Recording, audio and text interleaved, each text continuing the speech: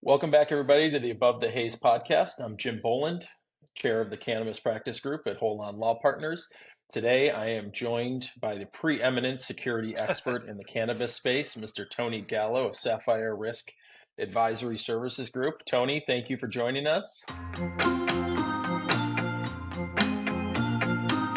Thank you, Jim, for those kind words. I think I owe you now $20 for that introduction.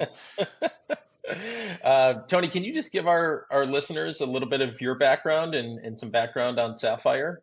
Sure. So I've been in the high risk retail field for about 25 years. High risk is any business that has a large amount of cash and a very desirable piece of merchandise. So jewelry, pawn, liquor stores, firearms, and then obviously the cannabis industry.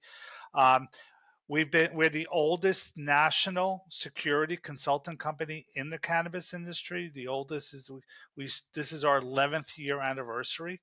And in those 11 years, we've worked with about 800 clients in 37 states. And we do three things in the cannabis industry. We help people with their license applications across the United States, work with most of the major application writing companies and a lot of the law firms when it comes to the submitting for your license. We then design and build out the facilities when it comes to security, video alarms, access control, safeguards, so forth. We don't install any equipment. We actually work as your security director would and design it. We just opened our 158th location last week in New Jersey. We've opened actually in New Jersey, we've done 25 openings in that state, which we're pretty proud of. And then the third is kind of the most important thing, coming from a security background, is we do a lot of employee training. We have an online training platform for employees to do security training, robbery awareness, cash management, employee honesty, the things that keep you actually in business after you've opened. So three things: application, build out, and employee training. And I'll give you guys a shameless plug. I think you guys are having I think I saw you guys were having a sale on that training Yeah. recently. Is that right? Yeah, so we did, as everyone in the industry, 420 is the big date, and we did a sale that's going to run. It's a online training platform that we're offering a discount for the next 420 hours. I think is the way we positioned ourselves on that, and we're getting a lot of good responses nationwide from a lot of owners who feel, they do want their employees to understand what to do. And not only that, there are also insurance implications of having properly trained employees. Awesome. So you've worked at a lot of different industries, as you mentioned, all high risk. How does cannabis differ from liquor, some of the other industries that you've worked in? Well, when you look at the cannabis industry, it's very similar from a business point of view in a lot of ways. If I remove cannabis from most of the dispensaries and put jewelry, pretty much I have a jewelry store for the most part, or firearms in the showcases. If you look at a lot of the designs, they're kind of similar to high risk businesses. You walk in, you have some sort of display cases. There's a transaction area that you conduct. Obviously, the security's there. Where I find the big difference is what the state is requiring a cannabis facility to do when it comes to their security itself. I can open up a jewelry store or a tobacco store or a firearms store much easier when it comes to requirements and regulations than I can a cannabis location. And I think that the mandate from the state of this new industry is going to eventually change. But right now, it's probably the most restrictive high risk retail business that we're in right now, governed by state or even city regulations. What are some of the things that differentiate it from other industries, some of the requirements or regulations that you've seen? Well, if you take a video retention, there's a requirement of how long you have to have video, what kind of video system you have to have. Do you have to have license plate recognition or facial recognition? the procedure of actually entering into the facility, very much like, say, a bar would be, or a liquor store, but you have to check the ID prior to them even entering into the facility. As a whole procedure when it comes to that. The reporting of any kind of losses that occur, and the timeliness of that. There's, a lot of cities come into play, whether there's a requirement to have guards or not guards. You know, a lot of the high risk businesses are governed by insurance underwriting rules, where in the cannabis industry, a lot of those rules are already set by either the state or by the city. What would you say is the most common misconception or the thing that new operators don't realize when it comes to security? What's the thing that you're finding having to educate new operators on most consistently? What I'm really seeing, and having been, especially, the cannabis industry, doing this for 11 years, we do a lot more work on the West Coast, Colorado, California, Oregon, Washington states, where a lot of these owners have been open for a while, 4 or 5 years, if not even more, and they're beginning to realize that the training of their people really is going to dictate their success.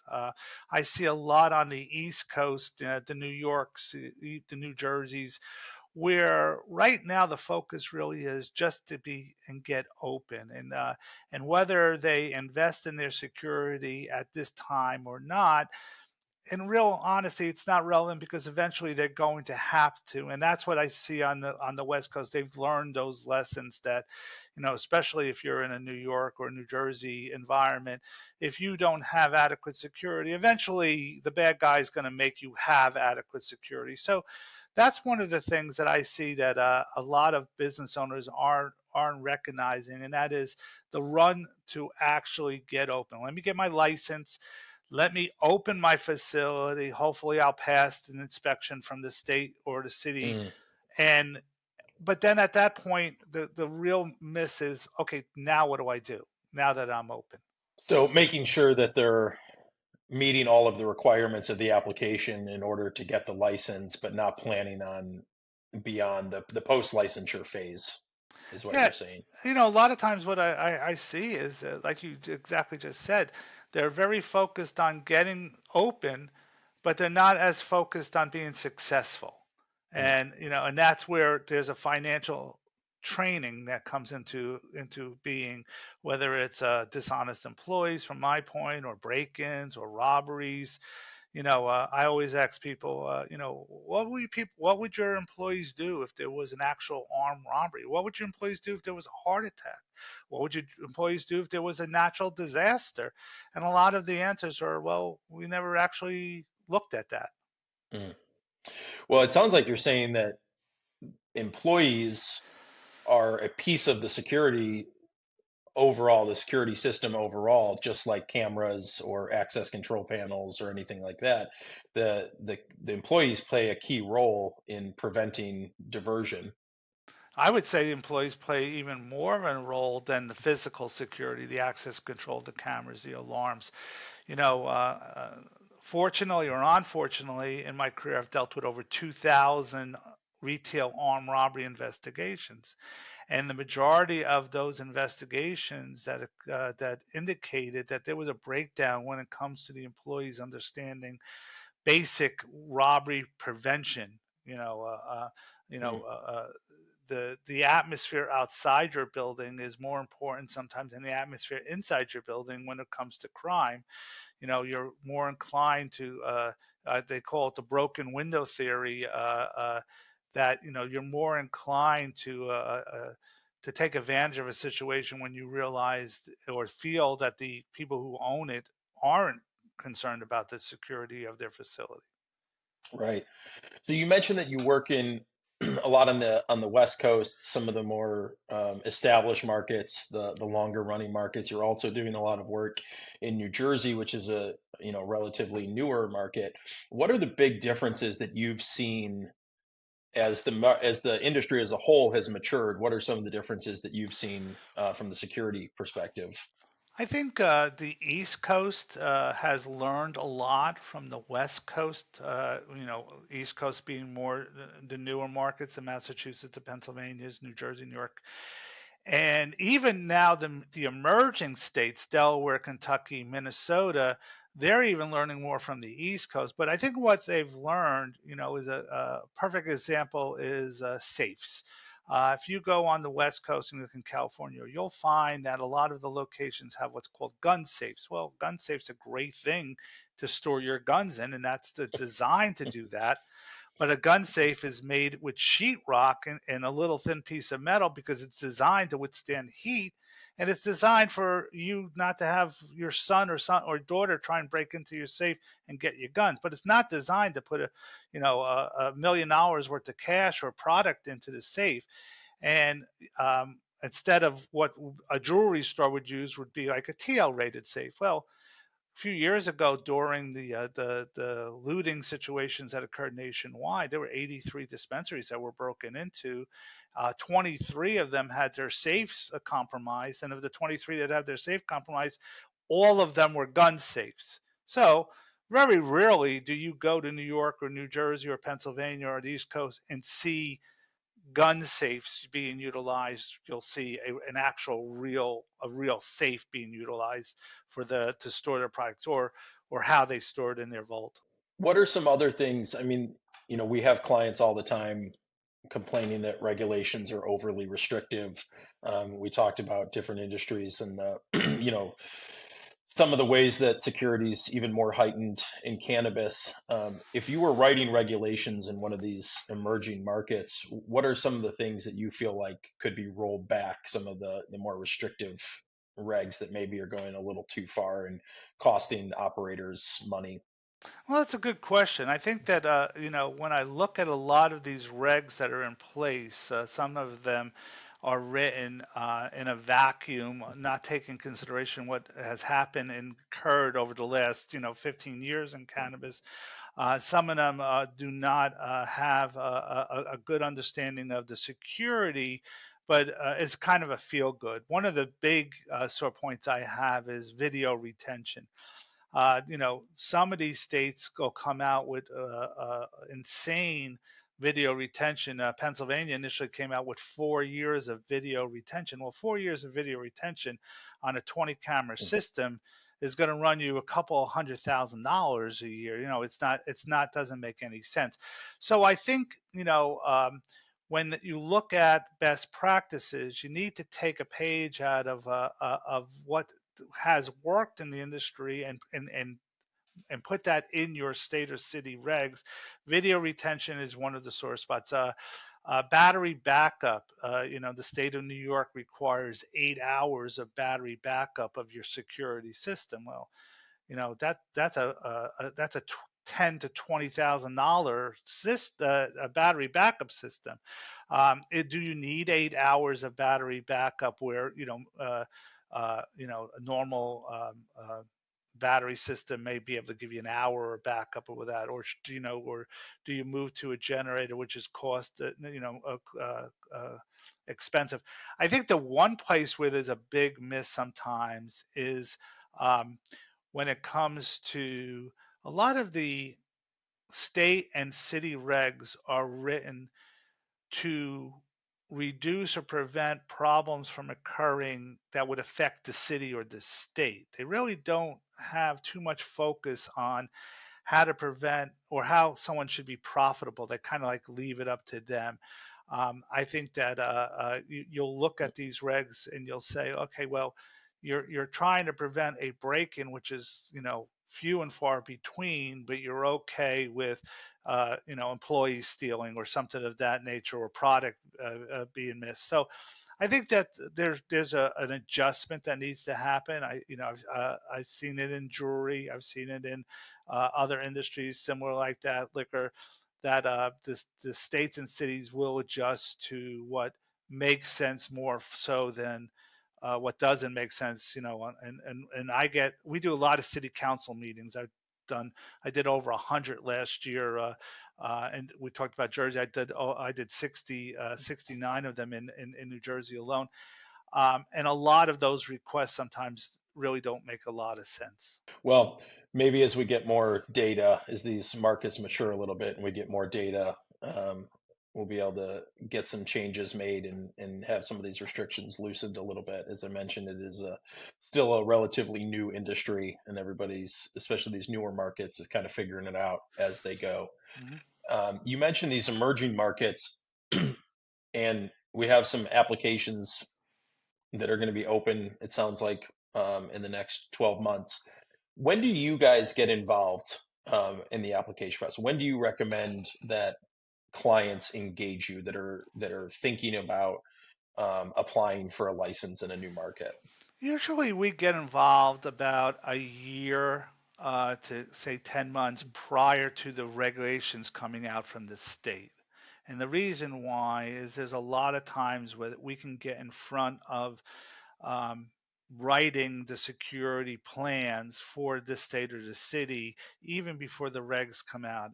Having done this in 37 states, probably I could write 60 to 70% of the security plan for any state prior to even the state knowing what they want, because they're very similar in a lot of ways: the video, the alarms, the access control, the safes, all of that kind of components.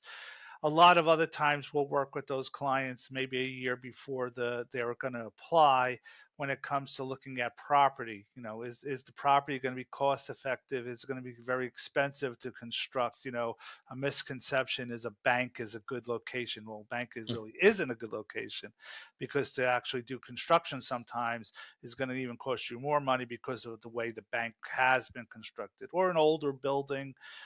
We did a lot of build outs in New York City and Manhattan. You're talking about some buildings that are several, 100, 200 years old, and there's nuances to that too. So usually I tell people, rule of thumb is get us involved about a year to 10 months prior to you being ready to submit your application.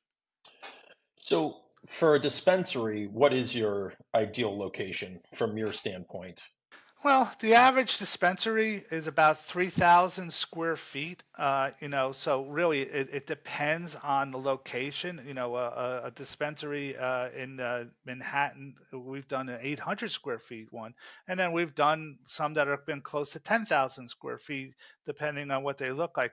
But there's a basic flow to almost every dispensary in the United States, and that's, you enter, you show your ID, whether it's adult use or medical use. You are then allowed access into the dispensary itself, where you conduct your transaction.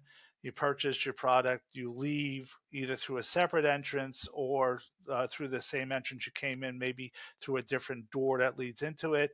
And then behind the register is the restricted access, where you keep your product at night. All the product at the end of the night should be put into that secured storage room.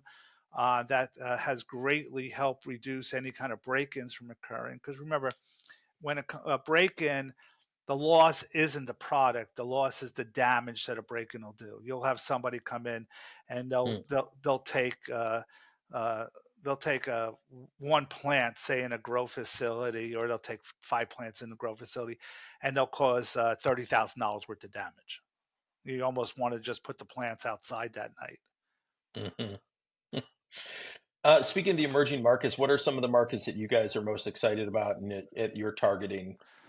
Well, we're really excited about Minnesota. We think it's going to be a great market. Got a team going there this weekend for a convention. We've been pretty active there for the last close to a year now. We've spoken about 3 or 4 times there. I think that's Minnesota is got a good game plan. Excited about Delaware. I think Delaware is going to be a good market for us. Similar, maybe a smaller. I think Kentucky. Really like what we see in Kentucky as emerging markets. Last year we did Florida, we did Texas, so waiting for those applications and to be scored and come out. Alabama, we were fortunate enough to have 7 winners in Alabama, waiting for those markets to come out. So really, a lot of the central, Virginia, is a I love that one. The what's going on there right now. So really, the central part, more or of the United States, I think, is exciting. New Jersey continues to be a very strong market. New York has some challenges that they're still working through, but I think that eventually they're going to be a huge market also to play. But it's a very exciting time right now for the cannabis industry because, mature markets like the West Coast are really changing strategy. The ones that have been open for a while have really adjusted to the business line, and then the emerging markets are catching up. And I think there's like 3 states that don't have cannabis in one form or another in the United States left. Yeah. Anything in particular that stands out to you about Minnesota's regulations from a security perspective? I find that a couple of things that I like about Minnesota, they are going to allow outdoor grow facilities, which is a big plus. We do a lot of these, we call them 1 acre grows in New York. I think that a lot of people are going to be able to benefit from that. I find that there's some things that you scratch your head where they came up with that, but you're allowed to seize fake ID, and then you have to give it to the police within 24 hours. I've never seen that before in a state where Mm-mm. they actually, say that you can do that. I like that the retail has, one retail for every 12,500 residents. I think that's going to open up Minnesota much bigger than, say, Illinois or Missouri did. I think it's going to give them a much better chance of growing the industry. Um, I like the fact that they're talking about having a 2 lottery system where there'll be a social equity lottery, and then there'll be one for non-social equity use out there. So I think that, again, that combined with the one for 12,500 is going to be there. I do find another one that I find a little unique, and that is if you are under the influence or high with cannabis as an employee, you cannot talk to a customer for 3 hours after that. And I would love to meet the person who came up with, like where did that come from? Never seen that before. But the regs are shaping up. It looks like it's going to be a focus on security as most of the states have. And I think Minnesota, like I said, I'm knocking on wood. I think they're going to get it right, but I've seen that before in other states where they haven't got it as right as you would think. Well, it certainly seems like they're trying to learn from other states, and that's all we can really ask for, right? I want to thank you for coming on the podcast. I think that the takeaway for me is this investment in employees, and this is something that we talk about from, as compliance attorneys and regulatory attorneys, we talk about with our clients all the time, right? The old adage of if you think compliance is expensive, try being non-compliant, right? Yeah, So making that investment up front um, in your systems, but also with your employees and making sure that you have the proper training in place because that's going to save you a lot of time and money in the long run. exactly. Yes. Really awesome. Well, Tony, I look forward to seeing you in different parts of the country in the next few weeks, and appreciate you coming on Above the Haze. Thank you very much. I appreciate it. Thank you.